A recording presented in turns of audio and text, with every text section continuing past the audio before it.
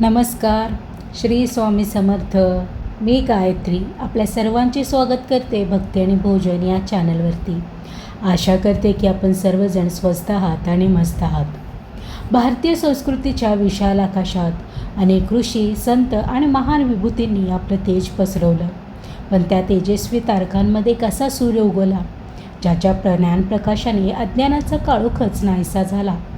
तो काळ होता जेव्हा धर्माची खरी ओळख हरवू लागली होती, वेदांचा अर्थ लोक विसरत होते आणि जीवनाचा खरा उद्देश धूसर होत चालला होता. अशा वेळी एक लहानसा बालक या भूमीवर जन्माला आला, जो पुढे जाऊन संपूर्ण भारताला ज्ञान, भक्ती आणि सत्याचा मार्ग दाखवणार होता. तो महान संत, तो अद्वैत वेदकांचा प्रवर्तक, तो जगद्गुरू म्हणजेच आदी शंकराचार्य. आज आपण प्रवास करणार आहोत त्या महान आत्म्याच्या जीवाचा. त्यांच्या जन्मापासून ते संन्यासापर्यंत, त्यांच्या अद्वैत तत्त्वज्ञानापासून ते भारत भ्रमणापर्यंत आणि त्यांच्या अमूल्य शिकवणीपासून आपल्या जीवनात होणाऱ्या बदलापर्यंत. ही फक्त एक कथा नाही, हा आहे आत्मज्ञानाचा प्रवास, हा आहे सत्याच्या शोधाचा मार्ग. तर चला, मन शांत करा आणि स्वतःला या आध्यात्मिक प्रवासासाठी तयार करा, कारण हा प्रवास तुमचं जीवन बदलू शकतो. दक्षिण भारतातील हिरव्यागार निसर्गाने नटलेली भूमी, नद्यांच्या काठी वसलेलं एक छोटंसं गाव कालडी. याच पवित्र भूमीत एका दिवशी एक दिव्य आत्मा जन्माला आला. तो दिवस होता ज्या दिवशी जगाला मिळाला ज्ञानाचा एक महान दीपस्तंभ. तो बालक म्हणजे आदी शंकराचार्य. त्यांच्या आईचं नाव होतं आर्याबा, एक श्रद्धाळू, प्रेमळ आणि संस्कारी स्त्री, आणि वडील शिवगुरू, एक विद्वान आणि धर्मनिष्ठ ब्राह्मण. पण त्यांच्या आयुष्यात एक वेदना होती, त्यांना अपत्य नव्हतं. असं सांगितलं जातं की त्यांनी अनेक वर्ष देवांची प्रार्थना केली, उपास तपास केले आणि अखेर त्यांच्या भक्तीला फळ मिळालं.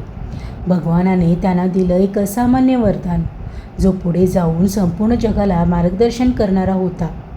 लहानपणापासूनच शंकर अत्यंत बुद्धिमानी होते. त्यांची स्मरणशक्ती, त्यांचा समज आणि त्यांची जिज्ञासा सामान्य मुलापेक्षा खूप वेगळी होती. ज्या वयात मुलं खेळण्यात रममाण होतात, त्या वयात शंकर धर्म, वेद आणि शास्त्र यांचा अभ्यास करत होते. असं म्हणतात की फक्त 8 वर्षाच्या वयात त्यांनी वेदांचा सखोल अभ्यास पूर्ण केला होता. हे ऐकून आश्चर्य वाटतं ना, पण हीच त्यांची विलक्षणता होती. ज्या वयात लहान मुलं खेळतात, स्वप्न पाहतात आणि निष्पाप आयुष्य जगतात, त्या वयात शंकराचार्य ज्ञानाच्या अथांग सागरात डुबकी घेत होते. त्यांच्या मनात एक वेगळीच ओढ होती. ही ओढ होती सत्य जाणून घेण्याची, जीवनाचा खरा अर्थ समजून घेण्याची. ते नेहमी विचार करत, मी कोण आहे, या जगाचा खरा स्वरूप काय आहे आणि परमेश्वराशी माझं नातं काय आहे. हीच जिज्ञासा, हीच शोधाची भावना त्यांना एका वेगळ्या वळणावर घेऊन जाणार होती. आणि लवकरच त्यांच्या आयुष्यात एक असा प्रसंग घडणार होता, जो त्यांच्या संपूर्ण जीवनाचा मार्गच बदलून टाकणार होता. तो क्षण होता संन्यासाचा निर्णय. आता आपण पाहणार आहोत कसा एक लहानसा मुलगा संसाराचा त्याग करून सत्याच्या शोधासाठी निघतो. लहान वय, आईचं ममतत्व आणि एक साधं शांत आयुष्य. पण शंकराच्या मनात काहीतरी वेगळंच चालू होतं. त्यांच्या अंतरात्म्यात एक आवाज सतत घुमत होता, हा संसार नाही, हा मार्ग नाही, मला सत्य शोधायचं आहे. पण एक प्रश्न त्यांच्यासमोर उभा होता, ते म्हणजे आई. एकुलता एक मुलगा आणि तिचं सगळं आयुष्य त्याच्यावरच अवलंबून होतं. असं सांगितलं जातं की एके दिवशी नदी स्नान करून परतत असताना शंकराच्या पायाला एक मगर पकडते. त्या क्षणी मृत्यू अगदी जवळ उभा होता. शंकरांनी आपल्या आईला हाक मारली आणि म्हणाले, आई, जर तुम्हाला संन्यास घेण्याची परवानगी दिलीस तरच मी मगर मला सोडेल. आई आर्याबा. त्या क्षणी एका आईच्या हृदय तुटत होतं. एका बाजूला मुलाचं जीवन आणि दुसऱ्या बाजूला त्याच्यापासून कायमचं दूर जाण्याची भीती. पण शेवटी आईनं आपल्या मुलाच्या ध्येयाला मान्यता दिली आणि त्या क्षणी मगराने त्यांना सोडून दिलं. हा प्रसंग फक्त एक चमत्कार नव्हता, तो होता एका महान प्रवासाची सुरुवात. आता एक लहानसा बालक घर, कुटुंब आणि संसार सोडून निघाला होता सत्याच्या शोधात. तो प्रवास सोपा नव्हता, पण त्याचं ध्येय स्पष्ट होतं. अखेर त्याच्या शोधाला दिशा मिळाली जेव्हा त्यांना भेटले गोविंद भगवतपाद. नदीकाठी एका गुहेत ध्यानमग्न अवस्थेत बसलेले गुरु आणि त्यांच्यासमोर उभा असलेला एक तेजस्वी जिज्ञासू बालक. शंकराने त्यांना प्रश्न विचारले आणि त्यांच्या उत्तराने गुरूंना जाणवलं, हा मुलगा साधा नाही, हा एक दिव्य आत्मा आहे. गुरु गोविंद भगवतापांनी त्यांना शिष्य म्हणून स्वीकारलं आणि तेथून सुरू झाला ज्ञान, साधना आणि आत्मसाक्षरताचा खरा प्रवास. एक लहानसा मुलगा संसाराचा त्याग करून सत्याच्या शोधात निघतो आणि योग्य गुरुच्या मार्गदर्शनाखाली जगाला दिशा देणारा महान संत बनतो. आता आपण जाणून घेणार आहोत अद्वैत वेदांताचा गूढ तत्त्वज्ञान आणि कसं शंकराचार्यांनी संपूर्ण भारतात त्याचा प्रचार केला. गुरुच्या सानिध्यात ज्ञान, साधना आणि आत्मचिंतन करत करत शंकराचार्य आता तयार झाले होते एका महान कार्यासाठी. ते कार्य होतं सत्याचा प्रकाश पुन्हा जगात पसरवण्याचा. त्यांनी जगाला दिलं एक अद्वितीय तत्त्वज्ञान जे आजही तितकंच प्रभावी आहे. ते तत्त्वज्ञान म्हणजे अद्वैत वेदांत. त्या तत्त्वाचे प्रवर्तक आदि शंकराचार्य. अद्वैत म्हणजे काय? अद्वैत म्हणजे दोन नाही, एकच. म्हणजेच ब्रह्म आणि आत्मा वेगवेगळे नाहीत, ते एकच आहेत. शंकराचार्य म्हणाले, तू आणि परमेश्वर वेगळं नाहीस, जे काही आहे ते सगळं एकच आहे. आपण स्वतःला वेगळं समजतो कारण आपल्यावर माया पडलेली असते. माया म्हणजे एक भ्रम, एक पडदा जो आपल्याला खऱ्या सत्यापासून दूर ठेवतो. जसं स्वप्नात आपण अनेक गोष्टी पाहतो पण जागे झाल्यावर कळतं हे सगळं खोटं होतं, तसंच हा संसार ही एक माया आहे. हे तत्त्वज्ञान ऐकून त्या काळातील अनेक लोक थक्क झाले कारण त्यांनी कधीच असं विचार केलं नव्हतं की माणूस आणि परमेश्वर एकच असू शकतात. पण शंकराचार्यांचं ज्ञान इतकं स्पष्ट आणि त्यांची वाणी इतकी प्रभावी होती की लोक हळूहळू त्यांच्या विचाराकडे आकर्षित होऊ लागले. ते गावोगावी फिरले, लोकांशी संवाद साधला, वादविवाद केले आणि प्रत्येक ठिकाणी सत्याचा दीप प्रज्वलित केला. त्यांनी लोकांना शिकवलं, तुम्ही शरीर नाही, तुम्ही आत्मा आहात. तुमच्यातच परमेश्वर आहे. स्वतःला ओळखा म्हणजेच तुम्ही सगळं ओळखाल. हा संदेश लोकांच्या मनाला भिडला कारण तो केवळ तत्त्वज्ञान नव्हता, तो होता जीवनाचा खरा अर्थ. अद्वैत वेदांताने लोकांच्या विचारामध्ये एक क्रांती घडवून आणली. अज्ञानाचं रूपांतर ज्ञानात झालं, भीतीचं रूपांतर शांततेत आणि अहंकाराचं रूपांतर नम्रतेत झालं. आणि पाहता पाहता शंकराचार्यांचा संदेश संपूर्ण भारतात पसरला. एक तरुण संन्यासी ज्याने फक्त काही वर्षात हजारो लोकांचं जीवन बदललं आणि भारताच्या आध्यात्मिक परंपरेला पुन्हा एक नवीन दिशा दिली. पण हा प्रवेश इथेच थांबला नाही. आता त्यांना करायचं होतं भारतभर भ्रमण आणि धर्माची पुनर्स्थापना. आता आपण पाहणार आहोत कसा त्यांनी संपूर्ण भारत पायी फिरून 4 मठांची स्थापना केली आणि धर्माला पुन्हा एक मजबूत आधार दिला. ज्ञानाचा दीप हातात घेऊन एक तरुण संन्यासी निघाला एक महान प्रवासावर. हा प्रवास होता संपूर्ण भारताला पुन्हा जागं करण्याचा. पायात चप्पल नाही, सोबत मोठं सैन्य नाही, ना कुठली संपत्ती. फक्त एकच गोष्ट सोबत होती, ती म्हणजे अटळ श्रद्धा आणि अद्वितीय ज्ञान. डोंगर, नद्या, जंगल, उष्णता, पाऊस, थंडी काहीही अडथळा बनू शकला नाही कारण त्यांचं ध्येय खूप मोठं होतं. तो महान प्रवासी म्हणजे आदि शंकराचार्य. त्या काळात धर्मामध्ये अनेक गैरसमज पसरले होते. वेदांचा खरा अर्थ हरवत चालला होता आणि लोक अंधश्रद्धा आणि गोंधळात अडकलेले होते. शंकराचार्यांनी ठरवलं हे सगळं बदलायचं, धर्माला पुन्हा त्याच्या मूळ स्वरूपात आणायचं. आणि म्हणूनच त्यांनी संपूर्ण भारत पायी फिरून लोकांना ज्ञान दिलं, वादविवाद करून सत्य स्पष्ट केलं आणि धर्माची पुनर्स्थापना केली. या महान कार्याचा एक महत्त्वाचा भाग म्हणजे 4 मठांची स्थापना. हे 4 मठ भारताच्या 4 दिशांमध्ये उभे राहिले, जणू धर्माचे 4 मजबूत स्तंभ. उत्तर भारतात बद्रीनाथ, पश्चिममध्ये द्वारका, पूर्वमध्ये पुरी आणि दक्षिणमध्ये शृंगेरी. या प्रत्येक मठामागे एक मोठं उद्दिष्ट होतं, ज्ञानाचा प्रसार करणे, वेद आणि उपनिषदांचा संरक्षण करणे, आध्यात्मिक शिक्षण देणे. हे 4 मठ फक्त इमारती नव्हते, ते होते ज्ञानाचे केंद्र, आध्यात्मिक मार्गदर्शनाची स्थाने आणि धर्माच्या रक्षणाचे स्तंभ. या मठामधून शिष्य तयार झाले, संन्यासी घडले आणि अद्वैत वेदांताचा प्रकाश पिढ्यानपिढ्या पसरत गेला. आज हे 4 मठ त्या महान कार्याचे साक्षीदार आहेत. ते आपल्याला आठवण करून देतात की एका व्यक्तीचा दृढ संकल्प संपूर्ण देश बदलू शकतो.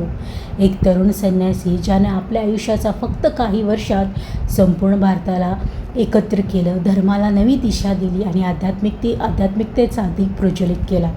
हा प्रवास फक्त पायांचा नव्हता, तो होता श्रद्धेचा, तो होता ज्ञानाचा आणि तो होता आत्मसाक्षात्काराचा. पण या प्रवासात त्यांनी अनेक आव्हानांचा सामना करावा लागला.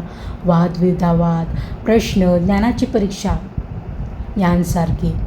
आता आपण पुढे पाहणार आहोत कसे त्यांनी महान विद्वानाशी वादविवाद केले आणि प्रत्येक वेळी सत्याचा विजय झाला. भारताचं भ्रमण करताना ज्ञानाचा दीप पसरत असताना शंकराचार्यांच्या मार्गात आले अनेक विद्वान आणि अनेक तत्त्वज्ञ. पण त्या सर्वांमध्ये एक महान आणि विशेष नाव होतं, महान विद्वान मंडन मिश्र. मंडन मिश्र मीमांसा तत्त्वज्ञानाचे समर्थक आणि आपल्या ज्ञानावर पूर्ण विश्वास असलेले. त्यांचं आणि शंकराचार्यांचं भेटणं हा फक्त योगायोग नव्हता, हा होता ज्ञानाचा महासंग्राम. वादविवादासाठी ठरली एक अट, जो हरला तो दुसऱ्याचा शिष्य बनेल. आणि या महान वादविवादाची न्यायाधीश बनल्या उभय भारती. उभय भारती स्वतः एक अत्यंत विदुषी स्त्री, ज्यांचं ज्ञान आणि ज्ञानबुद्धी दोन्ही अप्रतिम होते. वादविवाद सुरू झाला. वेद, उपनिषद, कर्म, ज्ञान, आत्मा प्रत्येक विषयावर चर्चा झाली. दोन्ही बाजूचे तर्क इतके प्रभावी होते की कोण जिंकेल हे सांगणं कठीण होतं. हा वादविवाद एक दिवस नाही तर अनेक दिवस चालला. पण शेवटी शंकराचार्यांच्या अद्वैत ज्ञानाने त्यांना स्पष्ट तर्काने मंडन मिश्रांना निरुत्तर केले आणि त्या क्षणी ज्ञानाचा विजय झाला. मंडन मिश्रांनी आपला पराभव मान्य केला आणि वचनाप्रमाणे ते शंकराचार्याचे शिष्य झाले. पण कथा येथे संपत नाही. उभय भारतींनी शंकराचार्यांना एक नवीन आव्हान दिलं. त्या म्हणाल्या, मी अजून पराभूत झालेली नाही, कारण मी मंडन मिश्रांची अर्धांगिनी आहे. आणि मग सुरू झाला आणखी एक ज्ञानाचा संघर्ष. उभय भारतींनी अत्यंत सूक्ष्म आणि कठीण प्रश्न विचारले, जीवन, धर्म आणि गृहस्थाश्रम यावर. शंकराचार्यांनी त्या सर्व प्रश्नांची उत्तरं दिली आणि शेवटी त्यांनी हा वादविवादही जिंकला. हा विजय फक्त एका व्यक्तीचा नव्हता, तो होता सत्याचा विजय, ज्ञानाचा विजय आणि अद्वैत तत्त्वज्ञानाचा विजय. या वादविवादानंतर शंकराचार्यांचा प्रभाव आणखी वाढला.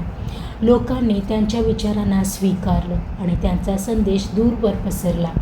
एक तरुण संन्यासी ज्याने आपल्या ज्ञानाने संपूर्ण भारताला प्रभावित केलं. आता आपण जाणून घेणार आहोत त्यांच्या महान ग्रंथाबद्दल आणि त्यांच्या स्तोत्रांमधील गूढ अर्थ. ज्ञानाचा प्रवास, वादविवादांचा विजय आणि धर्माची पुनर्स्थापना. पण शंकराचार्यांचं कार्य येथेच थांबलं नाही. त्यांनी आपल्या ज्ञानाला शब्दरूप दिलं आणि मानवजातीसाठी अमूल्य असा ठेवा निर्माण केला. तो महान ज्ञानी म्हणजे आदि शंकराचार्य. त्यांनी अनेक ग्रंथ लिहिले. ते आजही आपल्या जीवनाला दिशा देतात. त्यांचे प्रमुख ग्रंथ विवेक चूडामणी, भजगोविंदम, उपनिषदावरील भाष्य, भगवद्गीता भाष्य. या प्रत्येक ग्रंथामध्ये जीवनाचं गूढ रहस्य लपलेलं आहे. विवेक चूडामणीमध्ये त्यांनी सांगितलं, विवेक म्हणजे काय, सत्य असत्य यातील फरक कसा ओळखावा. भजगोविंदम ही फक्त एक स्तुती नाही, ती आहे जीवन जगण्याची शिकवण. त्यात त्यांनी सांगितलं, हे मानव, ज्ञान मिळव, ईश्वराचं नामस्मरण कर, कारण शेवटी संपत्ती, अहंकार काही उपयोगाचं नाही. त्यांची स्तोत्र इतकी साधी पण तितकीच गूढ होती, जी मनाला स्पर्श करतात आणि आत्म्याला जाग करतात. उपनिषद आणि भगवद्गीतेवर केलेली भाष्य ही त्याच्या ज्ञानाची सर्वोच्च उंची होती. त्यांनी वेदांचा खरा अर्थ स्पष्ट केला आणि सामान्य माणसालाही तो समजेल असा बनवला.